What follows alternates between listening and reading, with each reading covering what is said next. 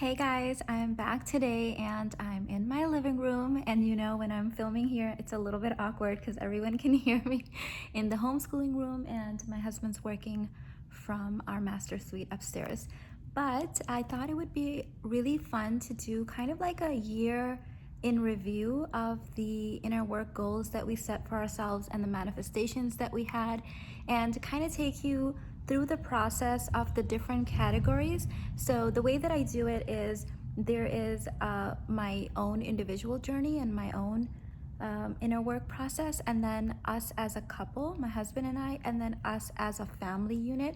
And so I would love to kind of break that down for you and go over what we did this year, and then also set the goals for next year. Okay, so I totally couldn't do it. I came back into my office. It felt really awkward to be filming in the living room with the kids and Irfan being able to hear. So anyways, here I am back in my office where I feel comfortable. So the way that I split our inner work and manifestation is, as I was saying, my individual journey, my personal journey, and then my journey with my husband, our marriage, and then our journey as a family.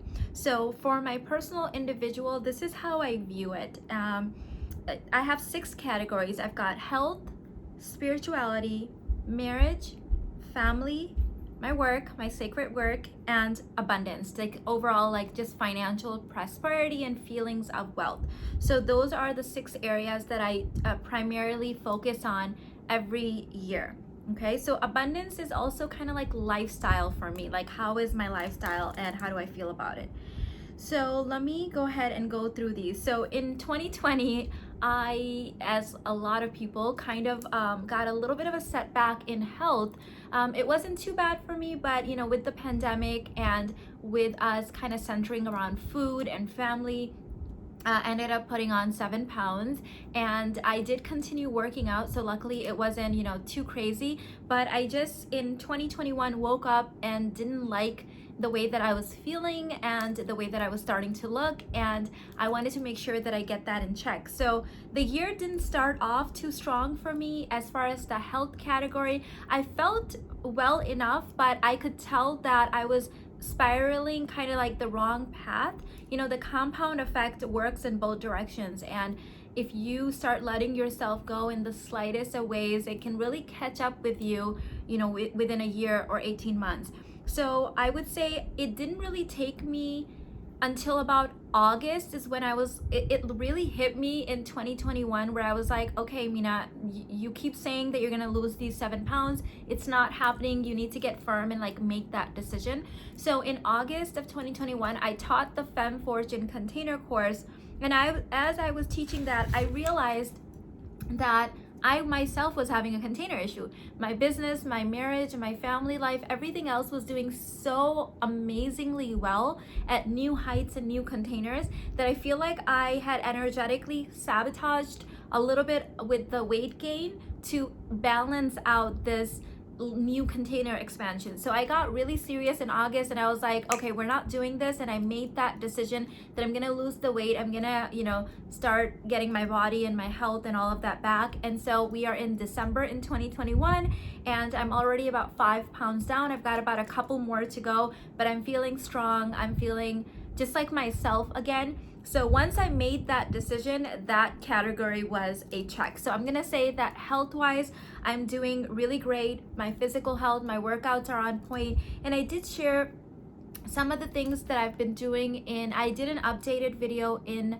the Self-Aware Barbie Activated bundle. So inside of that bundle, there is a course called the High Value Feminine Goddess course, and I believe it's Level Up 11 is about fitness, and I added up it says new for 2022, an update on what I've been doing with my fitness and with yummy things like that.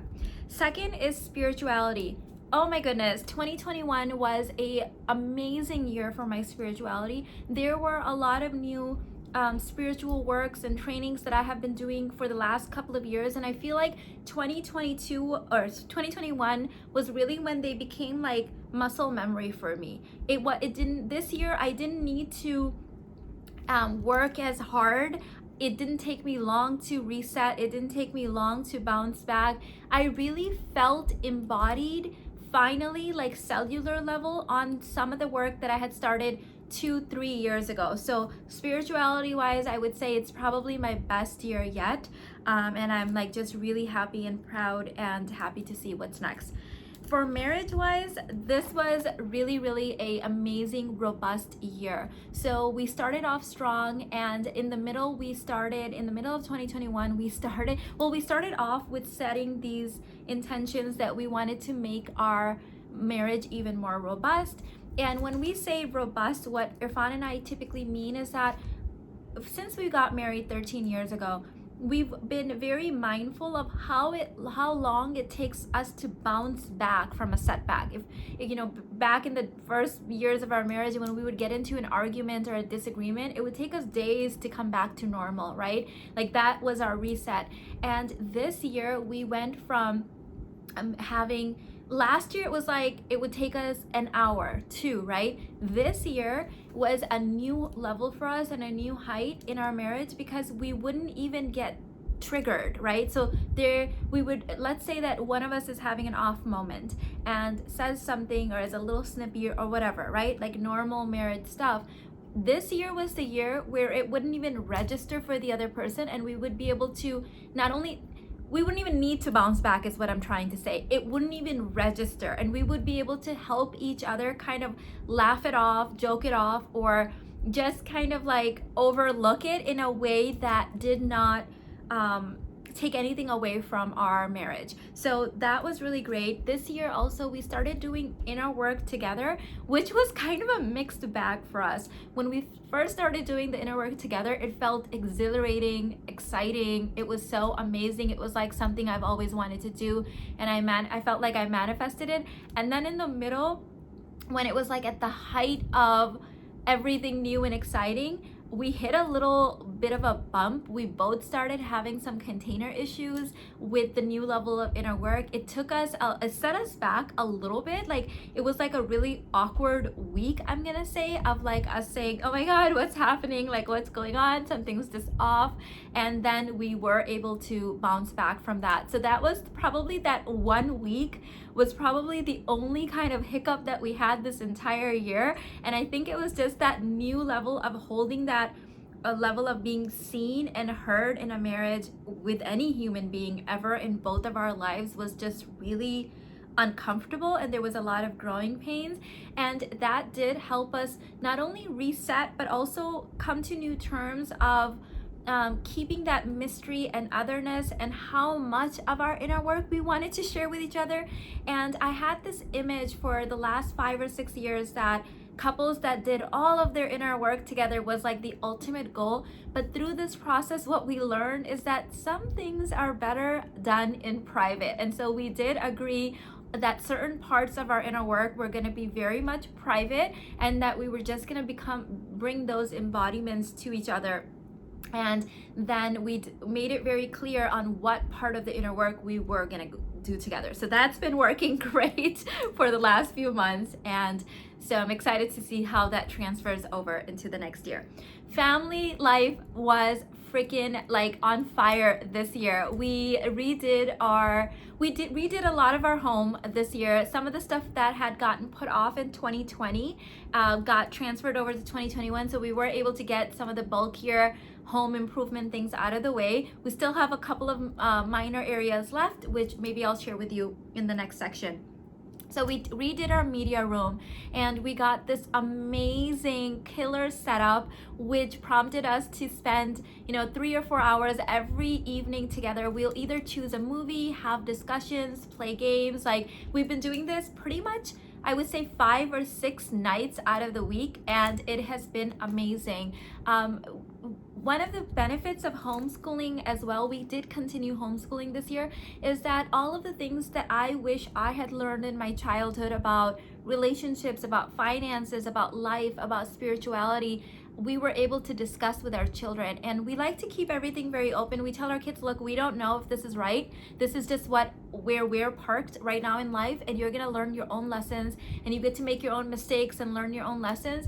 But this is what we know, and they love picking our brain and learning about it. So this is like I just feel very blessed. Like, not only do I have this online school of digital programs that help women from all over the planet, but I have the school of life. Like, my husband and I have the school of life going on at home, where we teach our kids just the amazing things that we feel that are life skills. They're essential, right? Like how nutrition works, how the human body works, how money works. We talk about assets and liabilities and spirituality and religion and Eastern and Western values, like every single thing that is just like near and dear to our heart, like astrology even, or astronomy, or physics, or science. Like everything gets discussed in our household. Nothing is off the table when it comes to our family. So family life was on point. This was probably I have been a parent now for 17 years. My oldest is 17, my middle son is 11, and Alina will turn 8 in January in 2022. So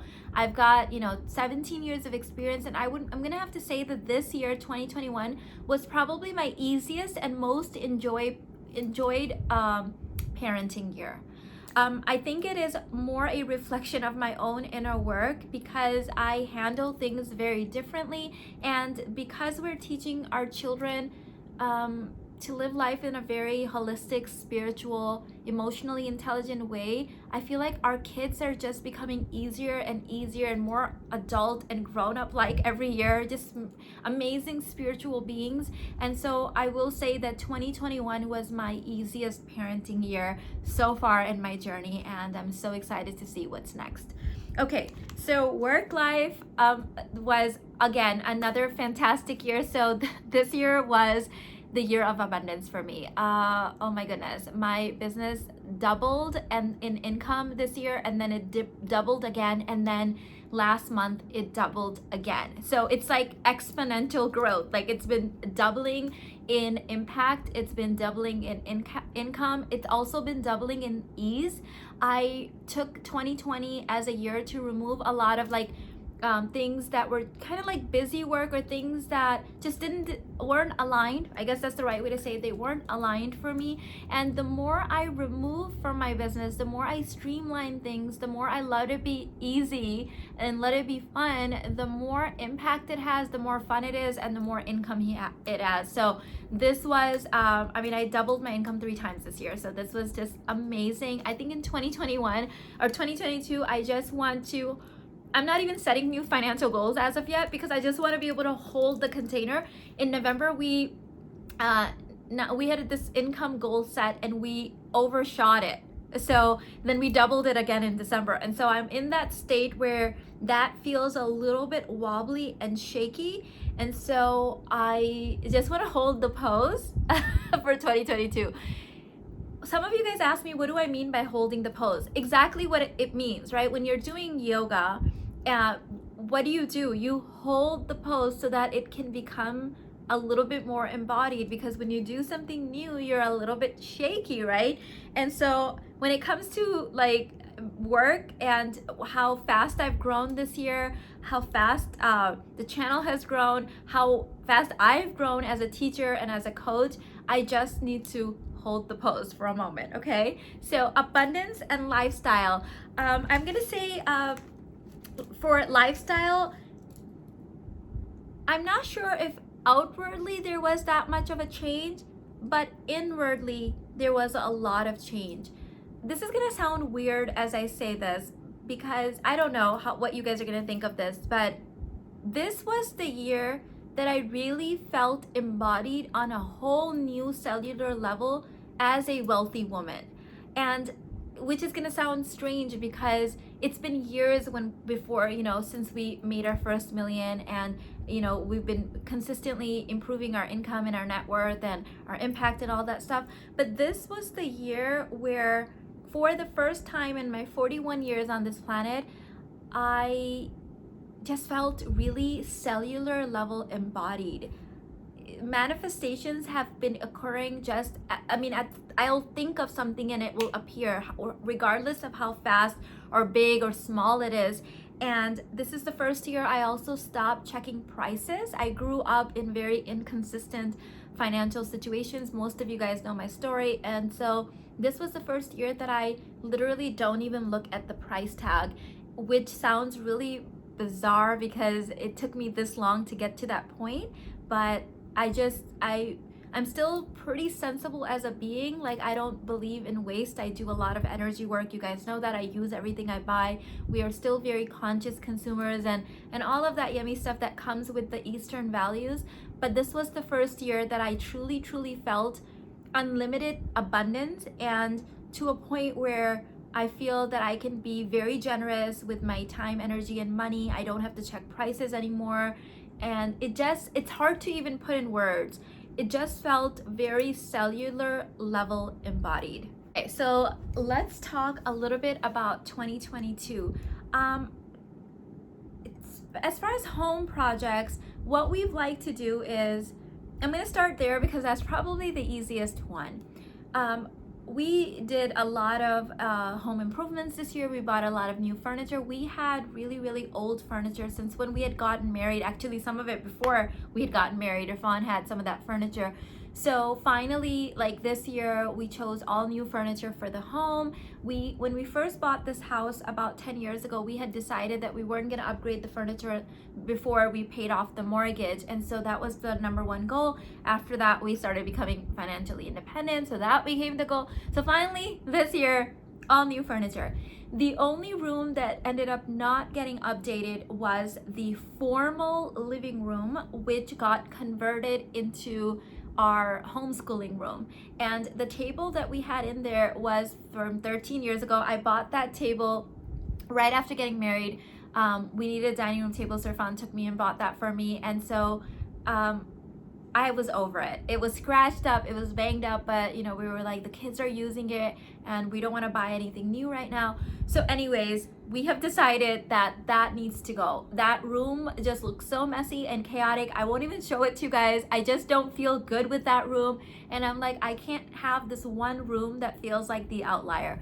So we are thinking of turning that room not into a formal living room. We're not really formal people, but into like a little lounge area. I would like to do that whole cloud couch type situation in there, but one of the things that Irfan is nervous about is that if we get a couch that's too unstructured and too cozy and comfy, like the upstairs one that I'll show you guys here, then the kids might be a little too comfortable and it will be hard for them to homeschool there. So we're kind of still like drawing everything out and looking at ideas, but I'm excited to be doing that as the new project for 2022 and sharing that with you. Another project that we're not sure we're ready to tackle, but it's been on our mind, is we need to have our carpets changed. Downstairs, we only have this office that has the carpeting, the original carpeting, and upstairs is still the original carpeting. Now that the entire color scheme of our house has changed, it's a beige color and everything else is not, and so it just looks odd. So I don't know if I'm ready to tackle that yet because of just the mess and all of that stuff, but that's a project. And also we would like to have all of our walk-in closets done custom, like custom shelving and stuff. So that is another one, but we can't do the custom shelving until we do the carpeting. So those projects will need to be done at the same time. So that is what is in store for like actual like physical stuff for 2022. But for everything else, I feel like we're in that stage where we did a lot of quantum leaping in the last 2 months, meaning November and December of 2021. And so entering 2022, us as a family, we're in a point where we need to hold the pose and expand the container more than just moving on to the next manifestation. And I really advise you to do the same. Sometimes people do this, and I've certainly done this, where you manifest something new, a new level of awareness or embodiment, and then you just quickly want to move on to the next thing, and then you fall flat on your face because you didn't expand your container. So I would really highly recommend that when you do have a new level, slow down, move extra slow, Don't have big goals right after that, but like have the goals be more goals of embodiment. Okay, I've seen so many people mess this up because, you know, we're women, it's human nature, we want more, we have more desires. So do I. But I know that the slower I move, the faster I evolve. The slower I set my goals and the slower I embody, the faster I quantum leap, right? I've said this before, the word quantum actually comes from the word quanta, which means small. So it's in the small baby steps and small manifestations that actually big things happen. It's really quite interesting because the slower I move, the faster you guys see me moving. So it's really this really amazing paradigm. And so sometimes it is okay to be in that I am digesting my current manifestation stage and let that be a whole thing. Okay, so I know this was a lot of rambling and sharing with you, but I just wanted to kind of document the amazing year of 2021 and share with you some of the process of how we do this in hopes that maybe this will inspire you. Let me know if you found this helpful and if you want me to continue doing these kind of videos. I usually set my intentions and goals in August actually for the following year, because that's how long it takes me to manifest everything that I wanted for that year. And so I've already done my vision board and all of my intentions and goals in August. So what you're seeing me manifest for this year, although it's for 2021, it was something that I had to replan in August. But I understand that most people do this in December and January, and that is totally okay, and that's why I'm putting this video here now. 2022, just because of the numerology of it and the power of that year, is going to be huge. It's going to be huge for love. It's going to be huge for divine union. It's going to be huge for inner work. Okay, so get ready, because it's going to be very much of a quickening energy, things moving fast, things manifesting fast, and I'm here for it. I'm so excited for it. Okay, so if you guys want a little bit more help in using and leveraging those quickening energies of 2022, I have a New Year extravaganza, my 4th annual, happening on January 22, and that is called the Alchemy and Ascension Intensive 222. The link is in the description box. The pre-launch price ends on December 22nd. There is a payment plan as well. It is a full day intensive with me and other women that are doing the same level of inner work as you and setting up their year right. This is the year of those divine manifestations. It's gonna be happening fast, so you want to make sure that you're prepared and set. Okay, I love you. I hope this was useful. Let me know your favorite part and if this was useful to you, and I'll see you in the next one, babe.